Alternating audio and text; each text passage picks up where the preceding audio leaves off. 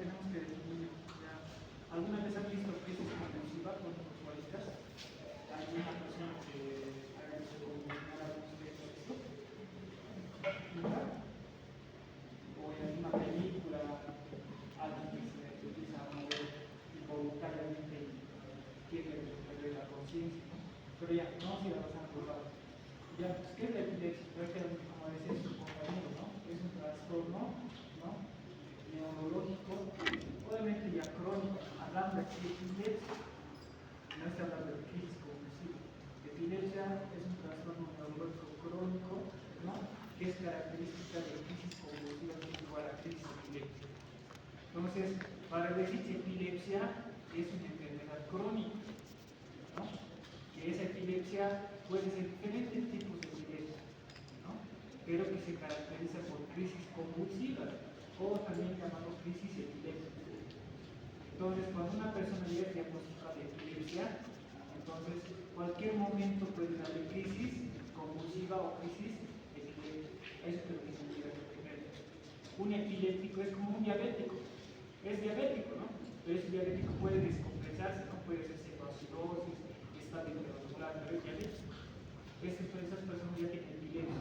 Y la causa de epilepsia puede ser estructural, infeccioso, traumático, ¿no? Y ahorita vamos a ver cuáles son las causas, ¿no? Y obviamente tienen que ver mayor o igual de dos crisis espontáneas, ¿no?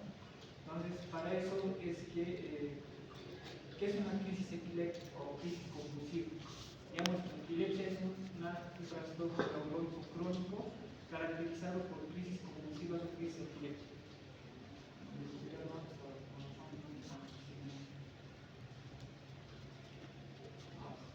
Entonces, una crisis epiléptica o crisis convulsiva tiene que ser brusco, tiene que ser de una intensidad anormal y obviamente tiene que ser de duración crónica, ¿no?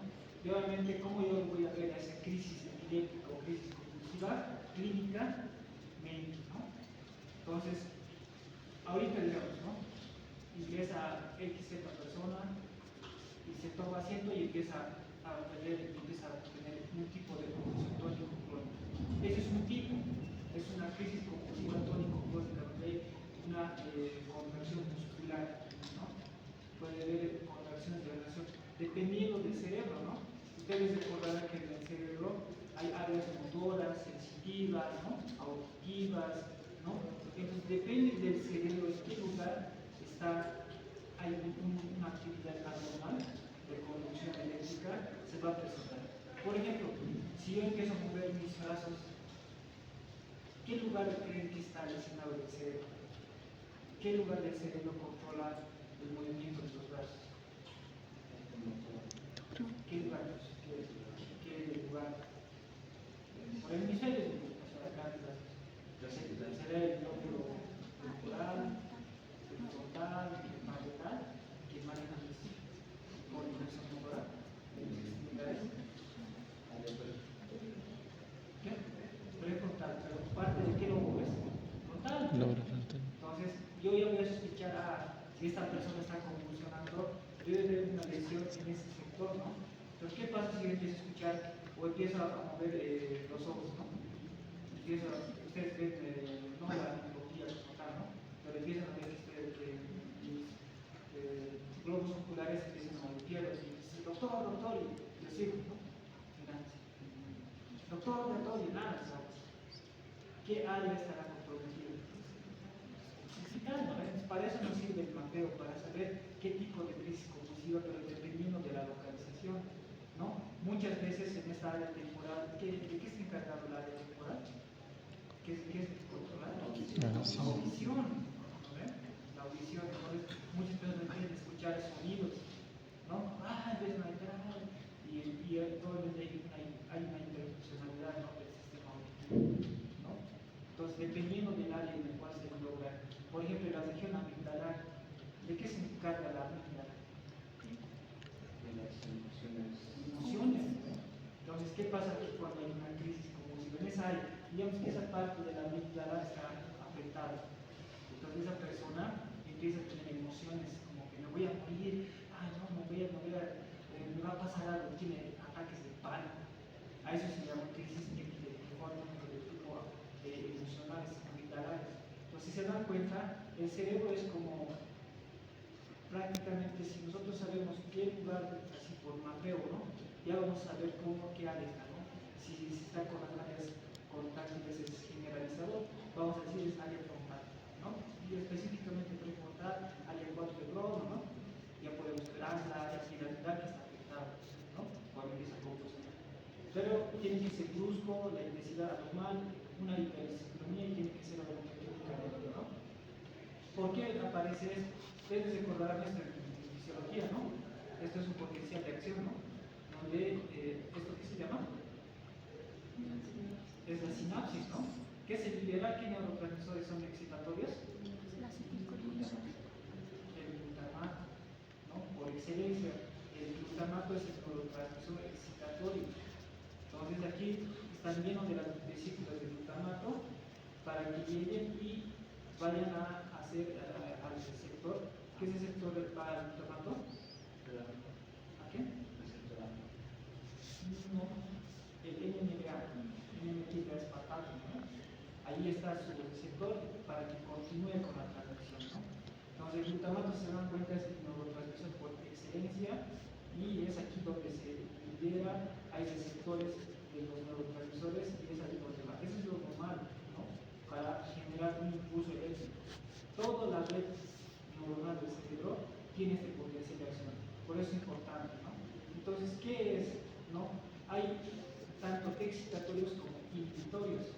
Excitatorios, hemos dicho, el glutamato. Inhibitorio, ¿qué neurotransmisor será? ¿Qué neurotransmisor será? Inhibitorio. Si hay excitatorio, tiene que venir. Todo es en nuestro cuerpo, ¿no? En un estado de equilibrio. Es el GABA, la neurotransmisor inhibitorio. Y ahorita vamos a hacer más. Entonces, ¿qué ocurre? Que hay un desequilibrio de neurotransmisores excitatorios e inhibitorios, ¿no? Entonces, obviamente hay cambios de despolarización paroxística. ¿Qué quiere decir paroxístico? Que aparece bruscamente y tiene una intensidad variable. Y dos posibles mecanismos: que haya un exceso de excitación, porque hay un incremento de las hormonas excitatorias como el glutamato, y obviamente va a empezar a convulsionar, a estimularse esa región, o haya un déficit de inhibición, o sea, que no haya indicado que haya un efecto en la neurotransmisor GABA. Entonces, me van a entender mejor acá, ¿no? Entonces, aquí, ¿qué pasa? Llega el potencial de acción. El potencial de acción está generado por la entrada de sodio, ¿no? Al final del botón de la sinapsis ingresa el calcio. ¿Para qué? Para movilizar estas vesículas que están llenas de glutamato. Este glutamato se integra al espacio de la comunicación y va a su receptor, que hemos dicho que es el NMDA aspartato. ¿Para qué? Para que ingrese la cantidad de sodio y continúe el potencial de acción. Entonces, se dan cuenta, es una comunicación, ¿verdad? Prácticamente el neurotransmisor, aquí el glutamato, hace continuar la señalización, ¿no? Pero no se puede quedar ahí. El glutamato tiene que tener también una inhibición. Es como, por ejemplo, si yo digo ya a mi cuerpo que voy a mover este brazo, listo, dejar de mover. ¿Quién lo está generando? ¿Cómo se genera? Por el neurotransmisor GABA. Aquí ya me han entendido, ¿no? Cómo se transmite el potencial de acción. Pero para apagar esto, para que ya no se genere, aquí está el GABA. Y el GABA también tiene una neurona inhibitoria que también está llena de vesículas, pero de GABA. Esta GABA se une a su receptor. ¿Y qué hace? Hace que ingrese cloro, ya no sodio, sino a base de la apertura del cloro. ¿Para qué? Para inhibir el potencial de acción. ¿Se dan cuenta? Entonces, ¿qué hacía el glutamato? Entrada de sodio para continuar, ¿no?, con el potencial de acción. Pero, ¿por qué, doctor, el GABA lo inhibe? Porque el cloro, ¿qué carga tiene?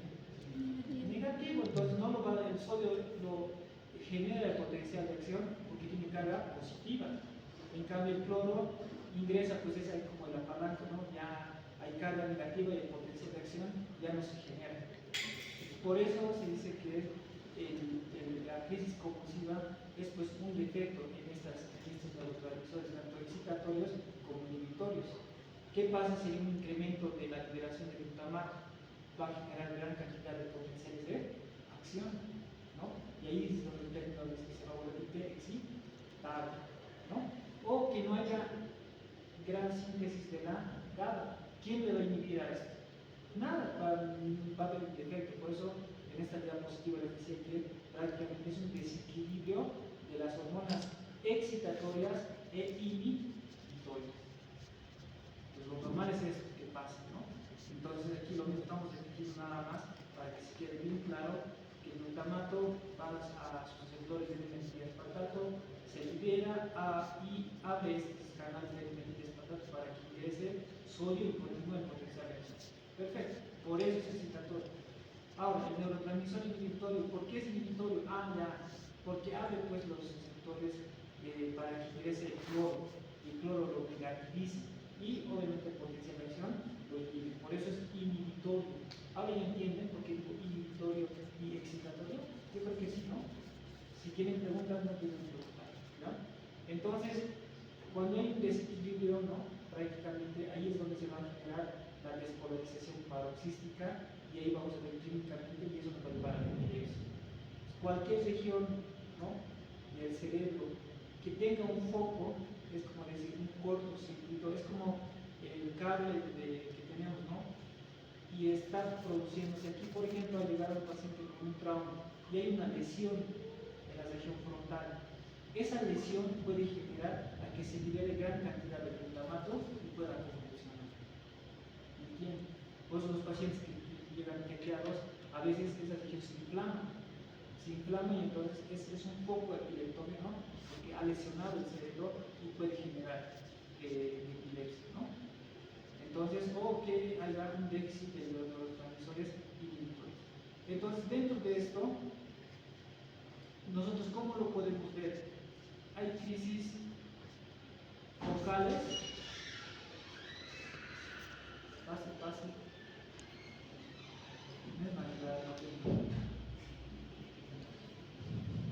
Hay crisis focales, cuando digo focal, ¿ustedes qué piensan cuando digo focal?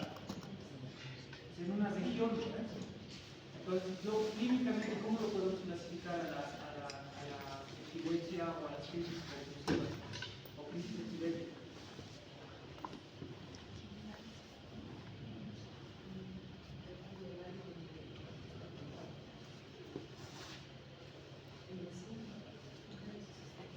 Focales y generalizados. Exacto, vamos a enfocar bien y generalizar. Entonces, miren, cuando es focal, ¿qué quiere decir? Que es una región, ¿no? Puede ser equitativo. Incluso hay personas que solamente empiezan a mirar y empiezan a tenerse a lo real, ¿no? Tú le dices, Señor, ¿qué ha pasado? Y tiene crisis, obviamente, tiene signos vegetativos, ¿no? Puede estar labial, puede estar ¿no? O puede tener signos sensitivos. Si es sensitivo, ¿dónde puede ser afectado? En la amígdala, ¿no? Porque esa es la región donde controla las emociones. Puede empezar a llorar, puede decir, no va a pasar algo, ¿no? ¿Verdad? Esos signos típicos. O puede tener signos visuales, puede ver algo, les estoy viendo, se puede imaginarse. ¿Dónde puede estar afectado el signo visual? ¿En qué área del cerebro? Hospital. Sin miedo, porque es el lugar donde controla. Entonces ahí tenemos que ver que puede tener signos visuales, puede ser signos psíquicos, ¿no? Pueden ver alucinaciones, ¿no? Pueden ver automatismos y alteraciones del lenguaje. Si está alrededor de ¿dónde estará mi área? ¿En qué lugar del cerebro? Y él digo,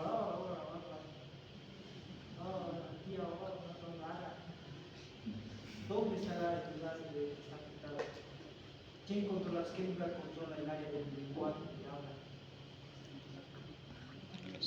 Hay uno que sea área del globo y que son área del globo. ¿Pero qué lugar, qué número? ¿Qué región? Porque uno es para la articulación de palabras, ¿no? Pues basta en la parte parietal, temporal, ¿no? Hay las áreas donde están controlando la articulación de palabras, ¿no? No de articular las palabras. ¿Se dan cuenta? Tiene que ser el mapeo del cerebro para ver qué es confusión. miren que las convulsiones, cuando es crisis convulsivas es así, ¿no? Nos imaginamos una persona que está tónico-clónica generalizada. No, pero hay personas que se pueden quedar ahí.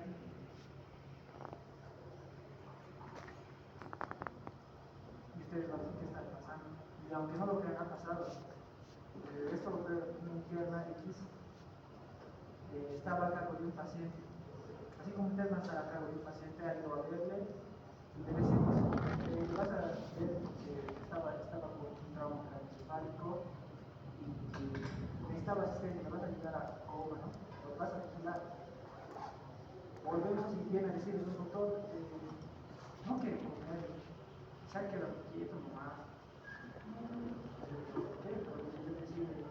Volvemos y hoy estaba sin hospitalizados, todo. Pero lo que estaba pasando es que tenía crisis de ausencia, estaba convulsionando. No respondía, señor Pedro, no, solo mirando a un público. Señor Pedro, puede ver ese tipo de crisis convulsiva, cuando no está presentando clínicamente, a eso se llama crisis de ausencia. Pero miren, crisis focales pueden ser motores, puede ser localizar en un miembro, ¿no? Superior derecho, izquierdo, ¿no? Pero es focalizado, ¿no? Como en la aquí, por ejemplo, que solamente puede ser crisis focal, pero no solamente puede ser motor, miren los diferentes síntomas que puede ver cuando hablamos de crisis focal. Y las crisis generalizadas, obviamente, ¿qué crisis generalizadas? Todo el cuerpo, ¿no? Ahí pueden ser mioclónicas, ¿no? Donde hay el movimiento mioclónico de las extremidades, tónico-clónica cuando se empiezan a hacer espásticos, clónicos como están ahí moviendo aún todo, ¿no? Se empiezan a reducir las cuerdas extremidades, o pueden ser tónico-clónicas que empiezan a sacudirse, ¿no? Hacen la contracción y la relajación. La mayor frecuencia que a veces en meningitis se ve son las tónico-clónicas que empiezan a convulsionar, ¿no? Y las crónicas o las mioclónicas son raras, pero específicamente si esto es área frontal, ¿no? Porque es prácticamente quien está haciendo hacer este tipo de convulsiones, ¿no? Entonces, tomando en cuenta que dentro de la gran clasificación están como crisis focales y crisis generalizadas. Las focales, ya hemos dicho, pueden ser visuales, auditivas, pueden ser de una extremidad, motoras, ¿no? Y las generalizadas, ¿cuáles? Las tónicas, las clónicas, las tónico-clónicas que son las. O puede haber unas crisis, la tercera es esta, ¿no? Atónica, que solamente se queda. ¿Ya? No hay ningún movimiento ahí. ¿Qué estará? ¿Estará dominando las hormonas excitatorias o las inhibitorias? Por eso les he dicho, es un desequilibrio de las neurotransmisores tanto excitatorias como inhibitorias. Entonces, prácticamente las crisis atónicas son ese tipo que solamente se quedan. Hoy está así, estable, todo lo que ustedes, pero está convulsionando, ¿no? Y esas y las famosas crisis de ausencia, que solamente se quedan aquí, se quedan mirando como antes de la adaptación. ¿Sí? Se quedan ahí, por más que vayas, incluso el globo ocular lo puedes estar ahí.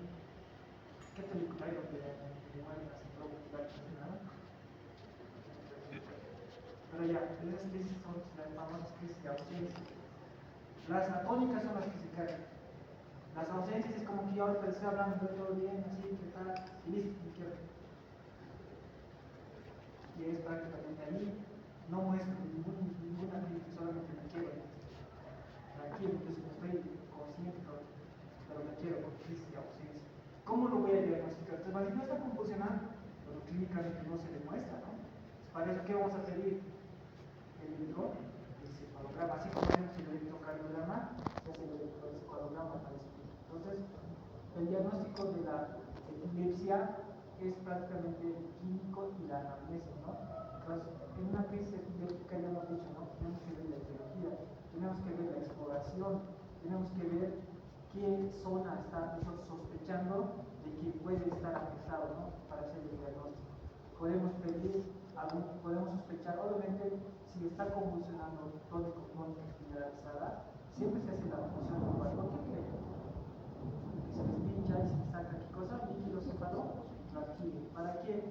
Para llevarlo al laboratorio y ver de que no haya ningún proceso infeccioso, que no sea una meningitis bacteriana, viral o incluso por hongo, que a veces da, y obviamente la función lumbar es de primera elección para descartar bienvenidos. Entonces ya tenemos que iniciar la bioterapia o hacer algún tipo de otro análisis que puede llevar a todo tipo de confusiones, ¿no? Obviamente se pide la tomografía, ¿no? Si se dan cuenta, en la tomografía simple de céfalo solamente se ve estructuras óseas. La que nos sirve mayormente es la resonancia magnética, ¿no? Para ver el parénquima encefálico, para ver de que no haya ninguna lesión, ¿no? De que no haya algún sangrado dentro del parénquima cerebral. Y obviamente aquí miren, es el electroencefalograma, que esto lo van a ver en neurología, pero miren estas ondas. Las ondas alfa, delta, teta, que se registran normalmente, pues cuando está yendo normal, pero de repente miren esta corriente de impulsos eléctricos, ¿no? Prácticamente está convulsionando, ¿no? Son por áreas, ¿no? Áreas frontales, mientras que otras áreas están convulsionando normal, pero basta que uno empiece a convulsionar, entonces aquí es donde vamos a estar esos signos, ¿no? Y obviamente la resonancia es para el mejor elección. Entonces, para eso pues nos sirve para hacer el tratamiento, de hacer primero saber el tipo de epilepsia y las características del paciente, ¿no? El control al 60% de los casos con monoterapia, inhibitorios de estas neurotransmisores, ¿no? Y también se hace el tratamiento no farmacológico, la estimulación del nervio vago, ¿no? Que es un parasimpático, ¿no? Que inhibe por las glicolina y las dietas cetogénicas. Entonces, ¿qué hacen estos medicamentos? Justo actuando y ya les demuestra este gráfico. Por ejemplo, ¿no? Aquí, esto ya se sabe de memoria, ¿verdad? Aquí está la excitación y la inhibición a través del GABA, ¿no? ¿Qué medicamentos se puede utilizar para inhibir esta crisis convulsiva? Miren, los que bloquean la entrada de sodio, ¿cuáles son? La carbaza, acesina, fenitoína, la nitrogenina y la valva. Esto yo creo que en farmacia ya lo han llevado, ¿no? Pero miren, ¿por qué utilizamos? Porque bloquea qué cosa? Entrada de sodio. Y obviamente ya no va a haber impulsos, ¿no? Entonces, ahí es una diana, ¿no? Para controlar el foco de glucógeno. Otro lugar que inhibe la entrada de calcio, porque este calcio movía vesículas, ¿no? ¿Cuáles son? El ácido valproato o el electrocitrato, ¿no? Los más conocidos es el valproato, ¿no? ¿Dónde actúan? Inhibiendo la entrada de calcio, ¿no? Entonces, los bloqueantes de canal de calcio son muy importantes, ¿no? Otro, antagonista de los receptores glutaminérgicos, que bloquean la entrada de calcio al bloquear el N-metilespartato. Y aquí se lleva de excelencia el levetiracetam. El levetiracetam bloquea el N-metilespartato, ¿no? Entonces miren que estamos siempre en varios lugares, ¿no? ¿Qué medicamentos podemos utilizar? Esto, al bloquear la entrada del calcio, no de vesículas, no del sodio, ¿no? Y generar un potencial de acción. También hay otros, los potenciadores de los GABA, que estimulan a que haya gran ingreso de cloro, ¿no? Entonces ahí tenemos las benzodiazepinas, ¿no? Que prácticamente hacen que haya mayor entrada de cloro y de IVA, estimulantes o potenciadores de GABA, ¿no? Entonces miren que en varios lugares tenemos utilizando estos medicamentos, ¿no? Los que yo les puedo lograr preguntar dónde actúa la carbamazepina, la fenitoína, el levetiracetam, ¿no? Los que actúan bloqueando el N-metilespartato, ¿no? Miren, ¿por qué es importante que se patología para comprender farmacología, ¿no? ¿Dónde puedo actuar? ¿Dónde actúa el medicamento? ¿No? Y obviamente ya se mencionó los canales de calcio, sodio, los receptores y los potenciadores de GABA. Que lo tienen que saber. Esto ya lo llevar seguramente, ¿no? ¿En fármaco o no? Creo que era el primer lote, ¿no? Segundo. Hasta ahí se han metido la fisiopatología, el desequilibrio, el neurotransmisores, excitadores y inhibidores. Pero ahora vamos a definir algo, ¿ya? Yo cuando voy a decir, ya, te digo, voy a decir epiléptico a una persona que ya tenga antecedentes, ¿no? Que ya estaba recibiendo tratamiento de carbamazepina, ¿no? Y que ya haya tenido un daño estructural. A veces la epilepsia puede ser congénita, ¿no? Por ejemplo, cuando nace el recién nacido y entra en hipoxia fetal, entonces a veces el cerebro se daña en hipoxia. Y obviamente queda consecuencias. Ya tiene la epilepsia y al fondo ya tiene tratamiento, Entonces, si me dicen, no, es que ya tenía la convulsión, ya se pidió, ¿no? Pero si es de causa una crisis convulsiva donde un paciente no ha sido nunca diagnosticado de epilepsia, hay que estudiar, ¿no? Puede ser tal vez por causa metabólica, una hipoglucemia que puede ser proporcional, ¿no? Entonces, o puede ser una causa estructural, ¿no? Que tal vez tenga alguna infección, ¿no? Sí, el doctor es que estaba confundido de, sospechar en el ¿no? Pero hay términos que ustedes, esto, como les he dicho, ¿no?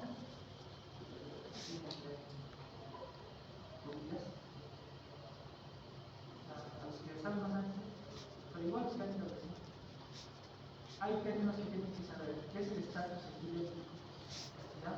El estatus epiléptico son aquellas crisis como, miren, desde 1970 se ha ido, la Liga Internacional contra la Epilepsia, por la Sociedad Americana de Epilepsia. Son sociedades, ligas internacionales para combatir la epilepsia, ¿no? Entonces decía, la epilepsia está bien, ¿no? Ya está la crónica caracterizada por crisis convulsiva. Pero esa crisis convulsiva no tiene tiempos, ¿verdad? Y el cerebro tiempos creo que tiene, ¿no? Actualmente ya la ILAE, que es la Liga Internacional contra la Epilepsia, pues ha definido aquí dos tiempos llamados tiempo T1 y tiempo T2, ¿ya? Entonces, miren, este cuadrito quiero que se memorice, ¿ya? Claro. Pues saben, miren, el tipo de estatus, ¿cuándo voy a decir estatus epiléptico?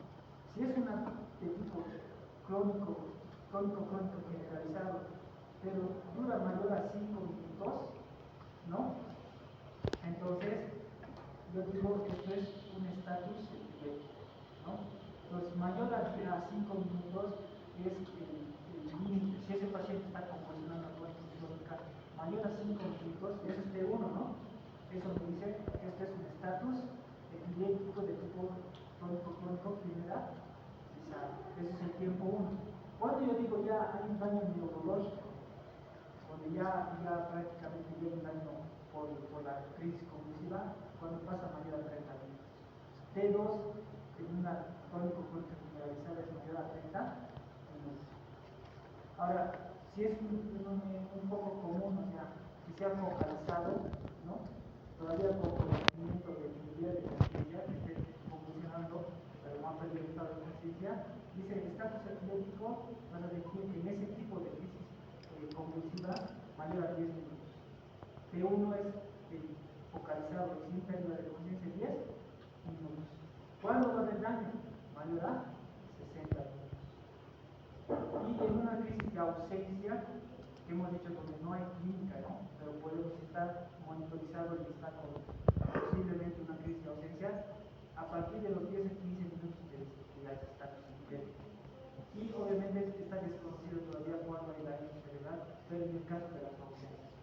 Si se dan cuenta, T1 te define estatus epiléptico, el T2 te define el daño, ¿está bien? Ándate de pasar para no descomunicarle. Entonces T1 y T2 es, ¿tienen alguna pregunta también? Claro, ¿no?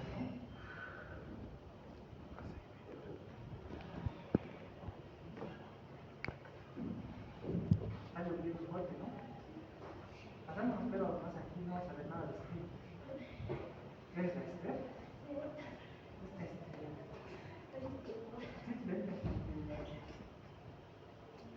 Entonces, estatus epiléptico en una tónico-crónica generalizada se define mayor a 5.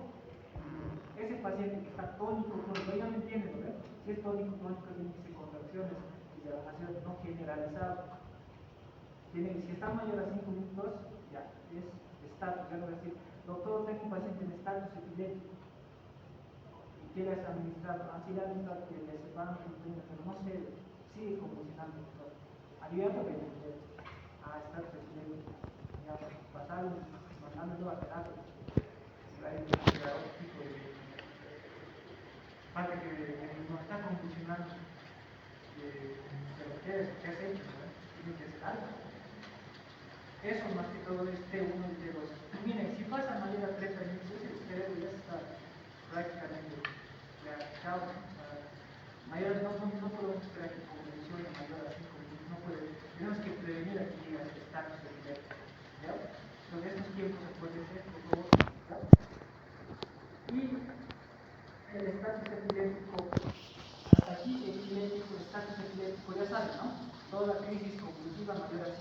epilépticos, si es crónico generalizado, si es focalizado mayor a crisis sexta. Ya saben definir el caso epiléptico. Pero esto de la Liga Internacional, haremos otro término más. Hablaremos del estatus epiléptico refractario. Para que no se hagan líos, solamente son aquellas crisis convulsivas, ya sea crónicas o focalizadas, que duran mayor a 30 minutos. Yo voy a decir que esa es una crisis o es un estatus epiléptico refractario. Cuando es mayor a 30 minutos, mayor a 5 minutos, mayor a 10 es el estatus epiléptico, ¿no? Pero si es refractario, es mayor a 30 minutos, ¿no? Obviamente la mortalidad es alta cuando llega a ser refractario, ¿no? Entonces, miren que la mortalidad llega a 63-70%, ¿no? Y obviamente, esto no se han cansado de decir refractario. Si llega a superar las 24 horas, no han tenido un estatus epiléptico súper refractario. Entonces, miren que el estatus epiléptico súper refractario es cuando la persona sigue convulsionando mayor a 24 horas. Y tengas, doctor, ¿esto quién creen que lo ve? Nosotros vamos a terapia.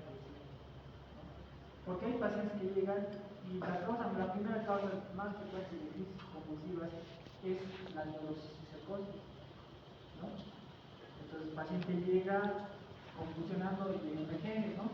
Los médicos imaginan todos, administran fenitoína, diazepam, un ratito y vuelve a convulsionar.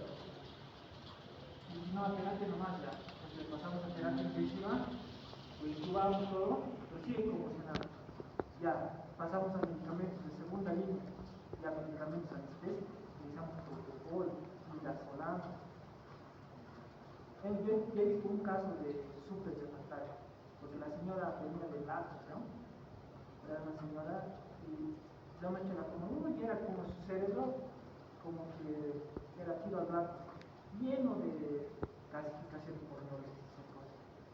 Imagínense todo ese parénquima, gran porcentaje estaba pues generando ese foco de epileptópico. A eso ya no se dice lesión, es un foco. Cualquier lesión que quiera del cerebro es un foco epileptópico, ya sea porque incrementa los excitatorios o porque se disminuyen los inhibitorios. Entonces, por eso el cerebro no tiene que tener lesiones, porque puede ser una chispa donde pueda generar este tipo de crisis. Entonces, decimos estatus súper refractario, obviamente cuando pasa las 24 horas. ¿Hasta aquí alguna pregunta? ¿Ya? Pues miren que hablar de epilepsia no es nomás un tema, hay ligas internacionales. Ahorita esto es como un pantallazo que les he dado, ¿no? Y lo que yo quisiera que entiendan más la fisiopatología y cómo se produce, ¿no? Ahora ya saben por qué se empieza a hablar con debe estar en el test. Tienen que conocer al cerebro como la mapa. Esta región que es piramidal, área motora, sensitiva, lenguaje, visual. ¿Por qué? Porque ahí vos vas a aplicar, si tienes esa clínica, buscar en un hospital, porque mira, tiene alteraciones visuales, vas a ubicar dónde buscar.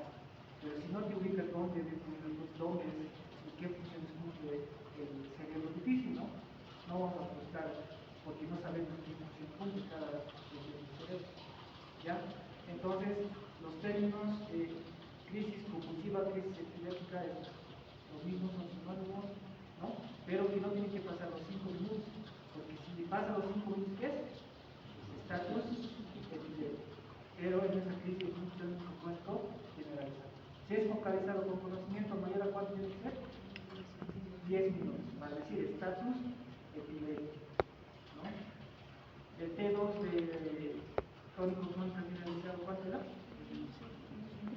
30 minutos, ¿no?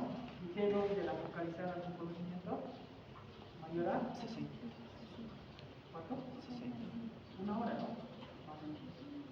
Entonces, esos tiempos, ¿no? Pero si sigue convulsionando mayor a 30 minutos, ¿qué lo vamos a denominar? Estatus epiléptico. Pero si pasa un día, yo creo que más claro que el agua,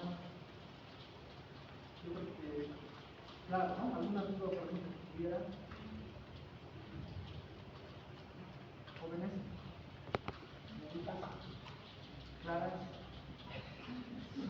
claramente